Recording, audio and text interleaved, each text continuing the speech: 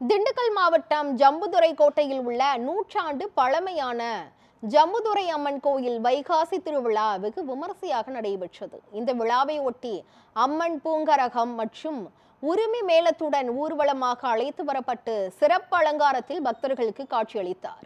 தொடர்ந்து தாரை தப்பட்டை வான வேடிக்கைகள் முழங்க ஏராளமான பெண்கள் முளைப்பாரி எடுத்து ஊர்வலமாக வந்து கும்மி அடித்து அம்மனை வழிபட்டனர். இதனைத் தொடர்ந்து பக்தர்கள் மாவிளக்கு, பால்குடம், தீச்சட்டி எடுத்து நேர்த்திக்கடன் செலுத்தினர். மேலும் ஆயிரக்கணக்கான பக்தர்களுக்கு அன்னதானம் வழங்கப்பட்டது.